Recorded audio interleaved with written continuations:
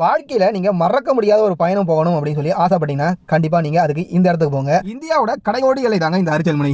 இந்த இடம் இலங்கைக்கு மிக அருகாமையில் அமைஞ்சிருக்குங்க. இந்த அரிச்சல் முனை ராமநாதபுரம் மாவட்டத்துல ராமேஸ்வரத்துல இருந்து 25 கிலோமீட்டர் தொலைவில் அமைஞ்சிருக்குங்க. இந்த 25 கிலோமீட்டர் பயணிக்கிறோம்ல, இந்த அனுபவம் வாழ்க்கையில கண்டிப்பா மறக்க முடியாத ஒரு அனுபவமா இருக்கும். ஏன்னா 2 பக்கத்துலயும் கடல் இருக்கும். கடலுக்குள்ளார கிட்டத்தட்ட ஒரு 20 கிலோமீட்டருக்கு மேல நம்ம உள்ளார நம்மளோட வாகனத்துல போற மாதிரியே ஒரு அனுபவத்தை நம்மளுக்கு இந்த பயணம் தருங்க. இந்த அரிச்சல் முனை அப்படின்ற பகுதி இருக்குங்க, இது உண்மையிலேயே ஒரு மணல் திட்டுங்க.